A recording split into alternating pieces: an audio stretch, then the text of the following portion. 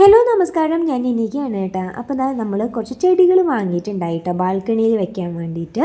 അപ്പോൾ ഇതാ കുറച്ച് തെച്ചി, അതുപോലെ തന്നെ മൈലാഞ്ചി, ഇതിൽ ആ അറ്റത്ത് കാണുന്ന കറിവേപ്പില അല്ല കേട്ടോ, അതൊരു ഔട്ട്ഡോർ പ്ലാന്റ് ആണ്. അതുപോലെ തന്നെ മരമുന്തിരി, അങ്ങനത്തെ കുറച്ച് ചെടികളാണ് ഞാൻ വാങ്ങിയിട്ടുണ്ടായിരുന്നത്.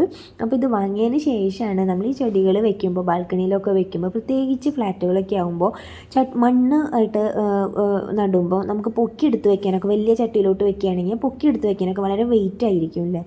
അപ്പോൾ ആ ഒരു സമയത്താണ് കേട്ടോ ഞാൻ ഒരു ഈസി പോട്ട് എന്ന് പറഞ്ഞിട്ട് ഒരു പ്രോഡക്റ്റിനെ പരിചയപ്പെട്ടത്. ഈ കാണുന്നതില്ലേ, ഇതാണ് കേട്ടോ മരമുന്തിരി എന്ന് പറയുന്നത്. മറ്റേത് അതിൻ്റെ അടുത്തേക്കുന്ന കറിവേപ്പിലയല്ല, അതൊരു ഔട്ട്ഡോർ പ്ലാന്റ് ആണ്.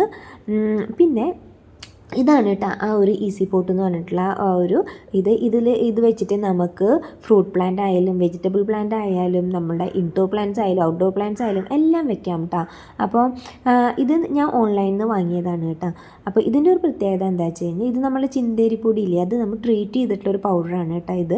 അപ്പോൾ ഇത് കെമിക്കൽസ് ഒന്നുമല്ല, ഓർഗാനിക്കാണ്, ധൈര്യമായിട്ട് നമുക്ക് യൂസും ചെയ്യാം. അപ്പോൾ ഇത് ചെടി നടുമ്പോൾ സാരം ശ്രദ്ധിക്കേണ്ടത് എന്താ വെച്ച് കഴിഞ്ഞാൽ, കംപ്ലീറ്റ് മണ്ണ് കളയാനാണ് കേട്ടോ ചെടി.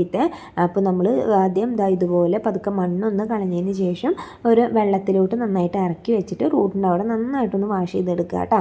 അതിന് ശേഷം മാത്രം നമ്മൾ ഈസി പോട്ടിൻ്റെ മിശ്രിതത്തിലോട്ട് വെച്ച് കൊടുക്കുക. അത്രയേ ഉള്ളൂ. വളരെ പെട്ടെന്ന് തന്നെ നമുക്ക് ചെടി നട്ട് കഴിയും കേട്ടോ. അപ്പോൾ നമുക്ക് ഏത് ചട്ടിയിലോട്ടാണ് ഇടുന്നത് അതിലേക്ക് ഈസി പോട്ടിൻ്റെ മിശ്രിതം ഇട്ടതിന് ശേഷം ചെടി വെച്ച് കൊടുക്കുക കേട്ടോ. നല്ല ഗ്രോത്താണ് കേട്ടോ ചെടികൾക്ക് കിട്ടുക, പറയാണ്ടിരിക്കാൻ പറ്റില്ല. മാത്രമല്ല വളരെ ലൈറ്റ് വെയിറ്റ് ആണ്, പൊക്കിയെടുക്കാനൊക്കെ വളരെ എളുപ്പമാണ്. അങ്ങനെ ചീഞ്ഞ് പോവുക അങ്ങനത്തെ സംഭവങ്ങളൊന്നുമില്ല. വെള്ളം ഇങ്ങനെ കെട്ടിന്ന് ചീഞ്ഞ് പോവുക അങ്ങനത്തെ ഒരു സംഭവങ്ങളും ഉണ്ടാവില്ല കേട്ടോ. പെട്ടെന്ന് തന്നെ വെള്ളം വലിച്ചെടുക്കും. ബാക്കിയുള്ളത് അത് ഡ്രെയിൻ ഔട്ട് ചെയ്ത് പോവുകയും ചെയ്യും കേട്ടോ. അപ്പോൾ വീഡിയോ ഇഷ്ടപ്പെട്ടെങ്കിൽ ലൈക്കും ഷെയറും സബ്സ്ക്രൈബും കൂടെ ചെയ്യണേ.